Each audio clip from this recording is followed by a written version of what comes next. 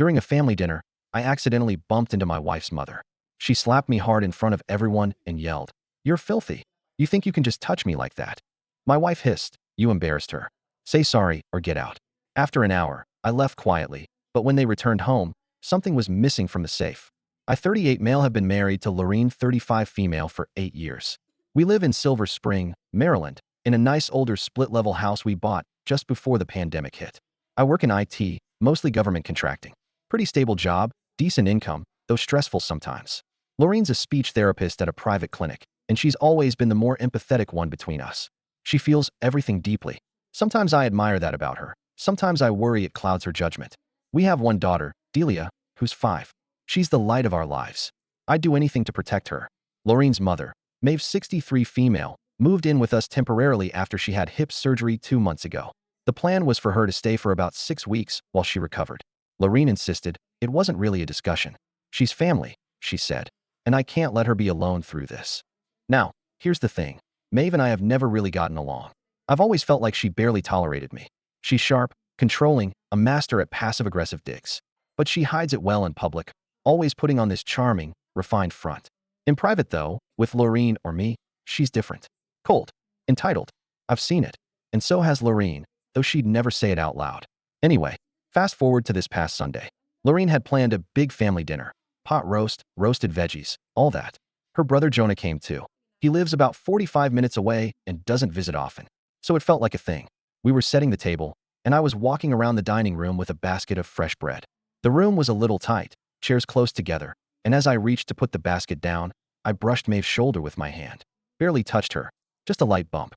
Like if you brush someone in a crowded elevator. Suddenly, she exploded.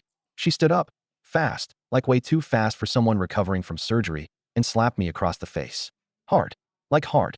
"You're filthy," she screamed. "You think you can just touch me like that?" The entire room froze. Delia dropped her fork. Lorene gasped. Jonah looked like he wanted to disappear. I stood there in complete shock, my cheek burning, blinking at her, trying to understand what the hell just happened. "What are you talking about?" I managed to say. Lorene's voice cut through the silence. "You embarrassed her." "What?" "I didn't." She felt uncomfortable. "You touched her, and she's recovering and vulnerable, and you invaded her space. You cannot be serious. Say sorry or get out," she hissed. My mouth hung open. I looked at her, then at Maeve, who had now sat back down, shaking slightly, looking like some delicate flower that had just been alt. The performance was Oscar-worthy. I looked at Jonah, silently asking for backup. He looked down at his plate. I apologized. Quietly. Not because I meant it, but because Delia was now whimpering and I didn't want her seeing this become worse. I sat through dinner like a ghost. Nobody acknowledged what happened. It was like it hadn't even occurred. People made small talk. Lorene passed the carrots. Maeve complimented the roast. I just stared at my plate, chewing slowly, trying to keep my composure. After dessert, I stood up, grabbed my coat, and left without a word. I didn't go far. Drove to Rock Creek Park, parked by one of the picnic areas, and sat in the car for over an hour. I didn't even play music. Just silence. All I could think was, how the hell did this happen? Why didn't my wife defend me? Why did her mother act like I'd grabbed her when I literally just brushed past her? I came home around midnight. The house was dark. Lorene was in bed, turned away from me. But she wasn't asleep. She said, "It would have been better if you just apologized sooner. You made it worse." "Are you kidding me?" I said. She felt violated, okay? She said you touched her inappropriately. What? Lorene. No. I brushed her shoulder. You reached across her chest. I just stared at her. That's not true. You saw it. She's not making it up. I sat on the edge of the bed. My hands were shaking. Then she said something that chilled me. She said, "This isn't the first time." My heart stopped. What the hell does that mean? She said you've made her feel uncomfortable before. Stares. Lingering too long. I stood up. Jesus Christ, Lorene. You can't actually believe that. She's my mother. She's lying. She turned back toward the wall. I don't want to talk about this anymore.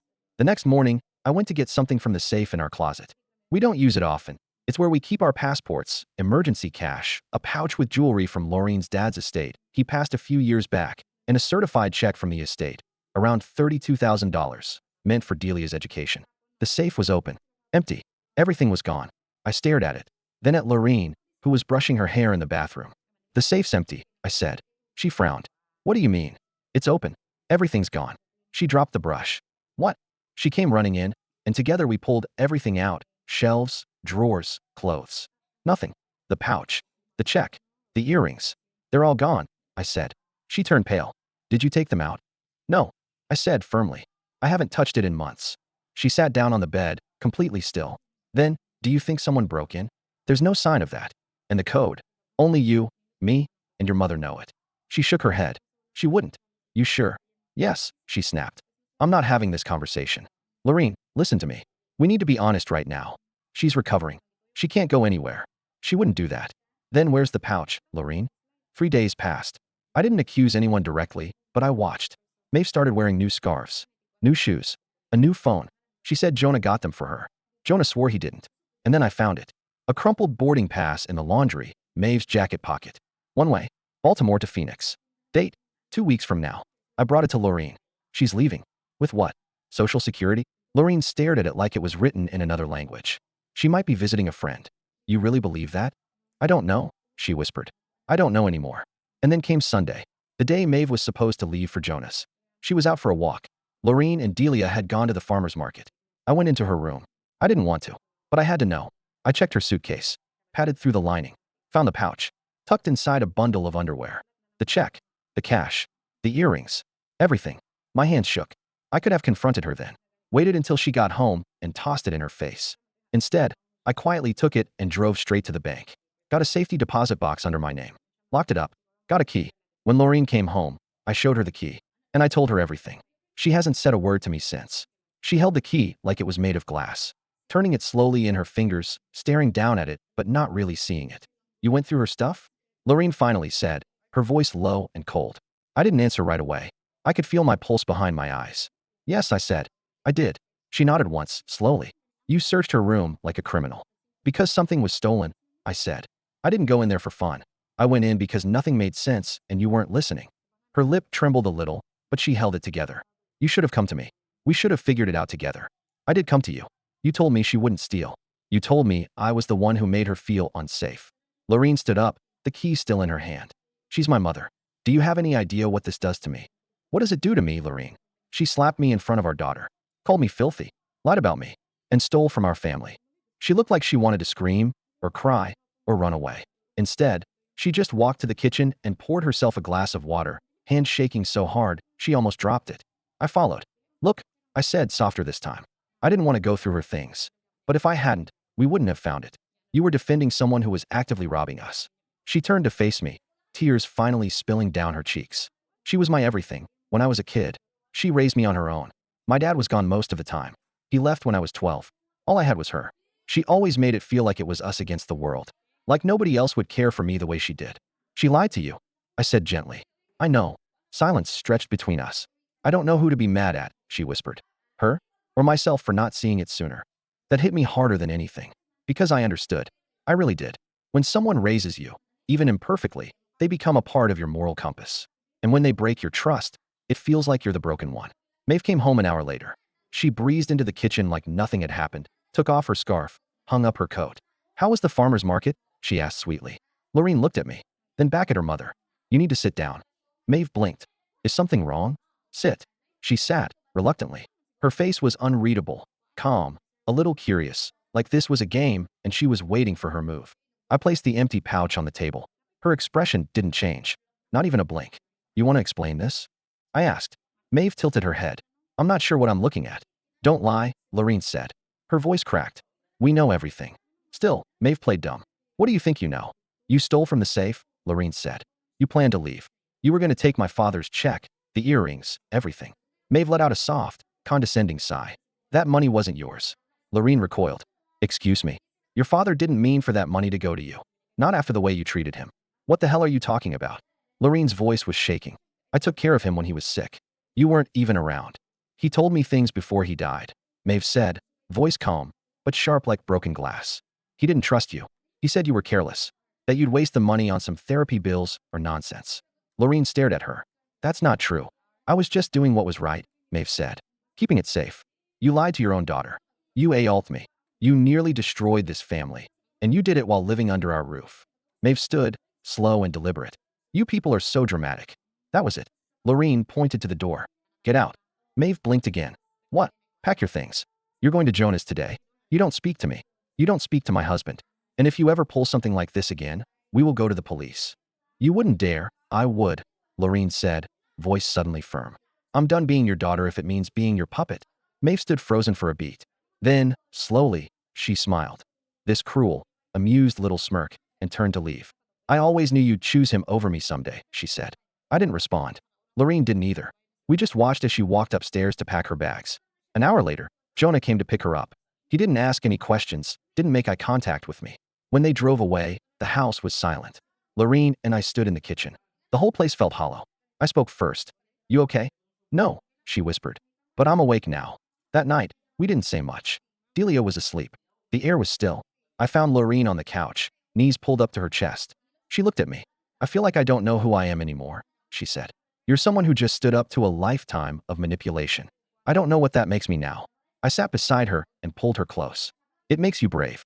She leaned into me and cried, for the first time, fully. The kind of crying people do when something inside them breaks, and they're finally letting it go. We stayed there for a long time. No TV, no distractions, just the sound of rain on the windows and the breathing of two people who had just lost something big, but maybe had a chance to find something new. The next morning felt different. Not quieter. Our house had been unnervingly quiet for weeks now, but something had shifted in the air. The kind of stillness that comes after a storm, when everything feels heavier, like the walls themselves are catching their breath. Lorene didn't say much. She made coffee like she always did, moving slowly, methodically. Delia ran into the kitchen in her pajamas, cheerfully unaware of the emotional demolition that had taken place less than 12 hours earlier. I helped her pour cereal while Lorene stared out the kitchen window. She looked exhausted, older, almost.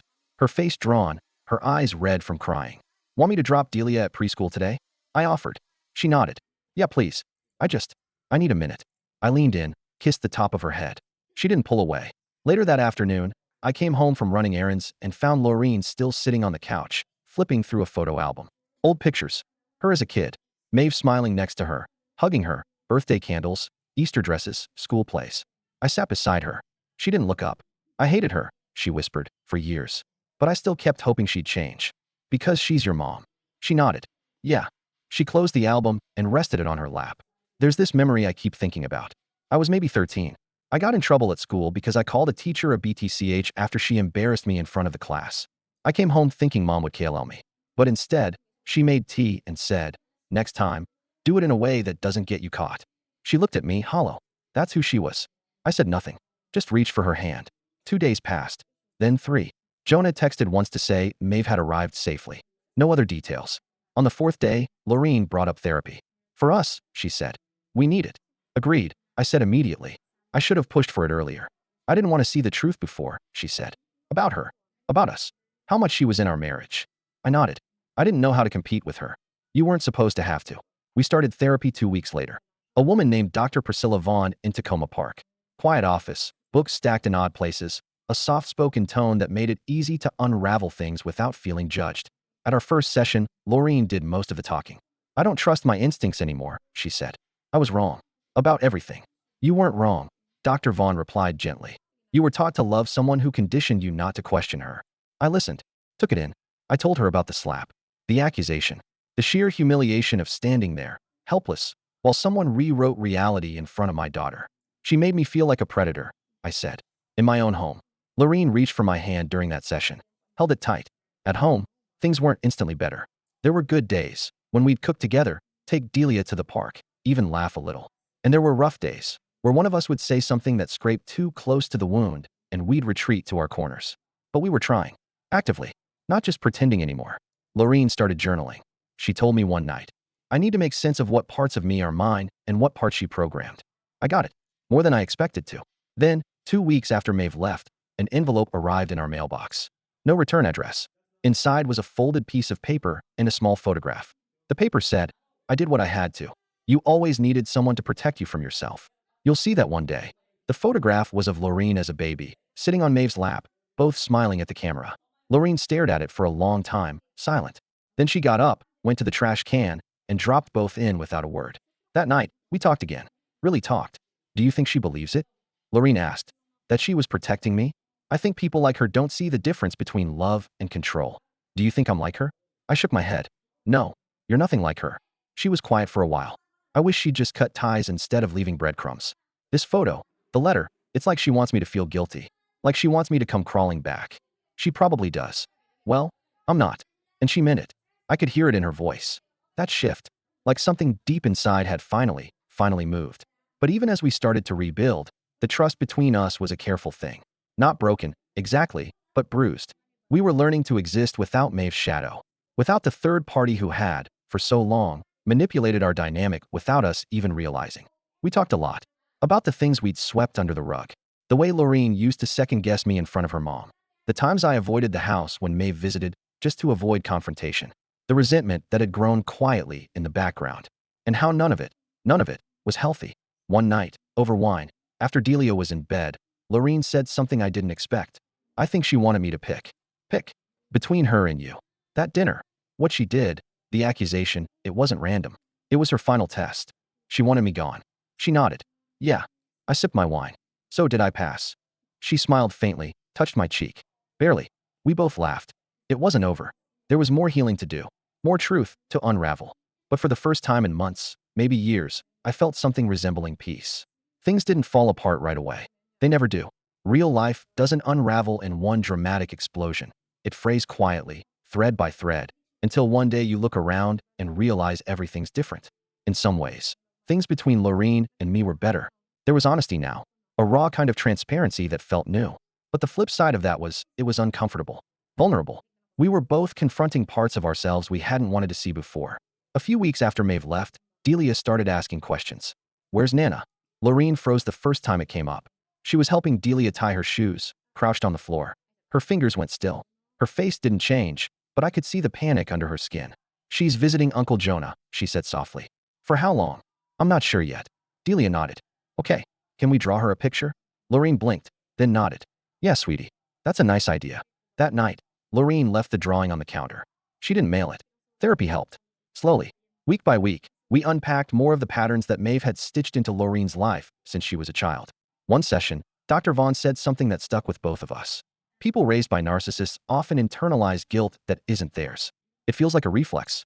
Anytime you assert a boundary, the shame kicks in, because for so long, love was conditional. You learned that if you upset her, you were bad. Lorene cried that day. Not the full-body sobs she'd had before, but the quiet kind. The kind that just leaks out because there's nothing left to hold it in. Afterward, in the car, she said, I used to think protecting her was the same as protecting myself. Now I don't know who I was protecting anymore. You, I said.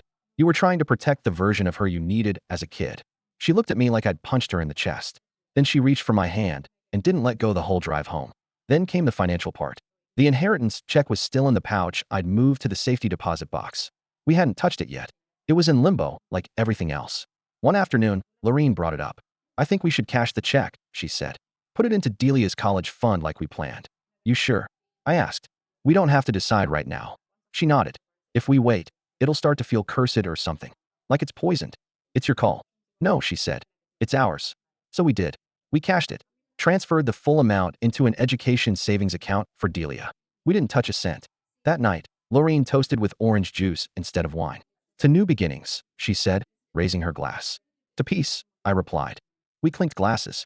It was a nice moment. Short-lived, but nice. Then, a week later, Jonah called. I answered, surprised. He rarely reached out. Hey, he said. Got a weird question. Shoot. Did Mom say anything to you about her estate? What? She's been talking about changing her will. Leaving stuff to some church friend. Or maybe even a charity. I don't know. It feels like she's trying to make a point. I leaned back in my chair. You think she's doing it out of spite? I don't think. I know. She told me if ungrateful people don't want to be part of the family, she'll find people who do. I didn't know what to say to that. Part of me wanted to laugh. Another part wanted to scream.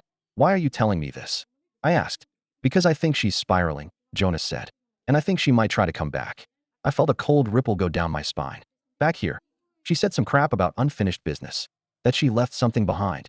My mind immediately raced. Had she? I'd searched her things so thoroughly. But what if she'd hidden something in the attic? Or in the basement? Or, God forbid, if she made a copy of the safe key somehow? She's not coming back here, I said firmly. I didn't think she would. But, I thought you should know. That night, I told Lorene. She didn't look surprised. She's punishing us, she said. In her own twisted way. Are you worried? No, she said, after a pause. I'm not. Not anymore. Then she stood up and said, we should change the locks. The locksmith came the next day. We changed all the exterior locks and added a new code to the garage.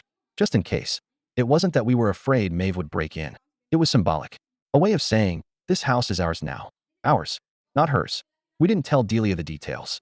We said we were updating the locks because it was grown-up stuff. She nodded, unfazed, and went back to coloring a purple dinosaur on the living room floor.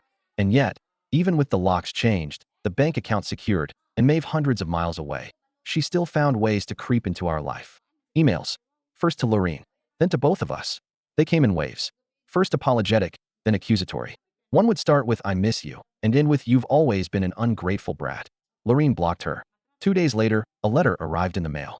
A long one. 6 pages.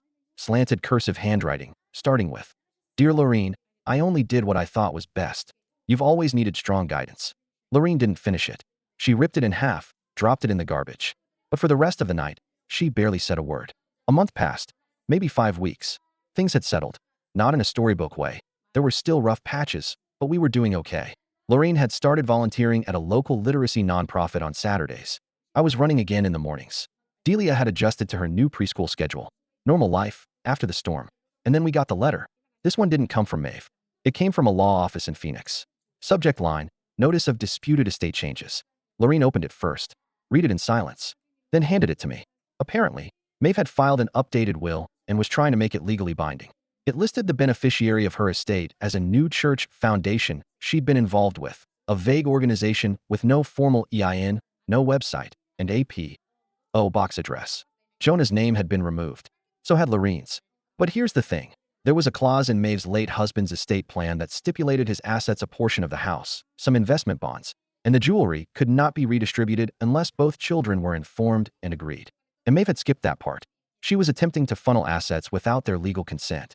"Unbelievable," Lorene said. "We took the paperwork to a local estate attorney, a sharp, retired judge named Claudette Myers who didn't tolerate drama and asked great questions like, did she ever threaten you with withholding inheritance in the past? Did she ever make financial decisions unilaterally after your father's death? Did she ever coerce you into agreeing with her under threat of being cut out?" Yes, yes, and absolutely yes. Claudette raised an eyebrow. "I believe we may have a case. We didn't want the money. That was the thing." Lorene had already emotionally detached from the inheritance years ago, but it wasn't about the money anymore. It was about accountability. It was about the fact that Maeve had spent her entire life manipulating people like it was her job, and now, finally, she'd slipped. Claudette filed a cease and desist letter with the probate court, citing undue influence, mishandling of trust documents, and failure to notify beneficiaries of legal changes. Jonah signed on to the motion too. He'd had enough of the lies and games, even if it took him a little longer to get there. We sent the notice via certified mail. A week later, Maeve emailed Lorene again. "I can't believe you're trying to steal from me now, after everything I've done for you." Lorene didn't reply. Instead, she forwarded the message to Claudette and blocked her completely. Phone, email, everything. Gone. The legal push forced Maeve into mediation. Claudette recommended Lorene attend remotely, not in person.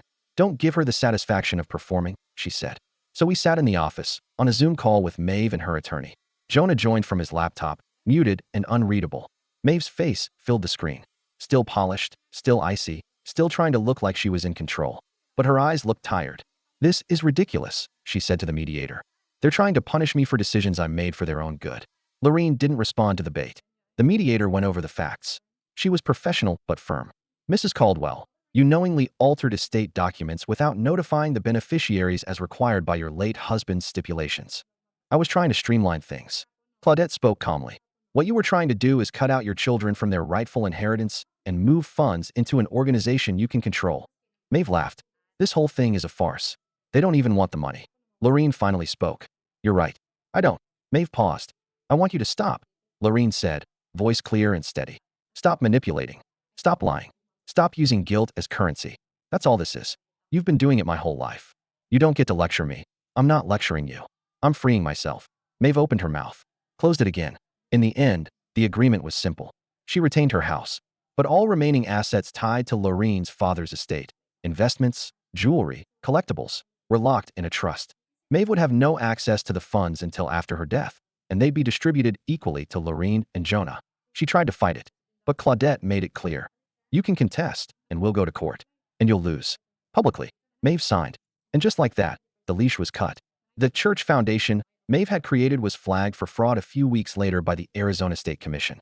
Apparently, she'd filed incorrect documentation and listed herself as both the founder and the sole board member, then tried to move funds into a private account. She was fined. Not arrested, but heavily penalized. Jonah sent us the news link. Lorene stared at it for a long time, then quietly slid her phone across the table and smiled. Not a cruel smile, just satisfied. We closed the safety deposit box the following month. The earrings and valuables from the pouch were moved into our home safe, under a new code, just for us. Delia never knew what happened. To her, Nana just moved away. We never poisoned her view. Never told her everything. But she stopped asking where Maeve was. And Lorene? She finally let go. We still go to therapy. We probably will for a while. But the weight she carried, decades of shame, manipulation, conditional love, it's gone. She sleeps better now, laughs more freely, looks me in the eye without that shadow behind her gaze. I got my wife back. Not the woman she was before Maeve moved in, but someone stronger, wiser, clear-eyed. We rebuilt. Not from where we were, but from where we are now. Free.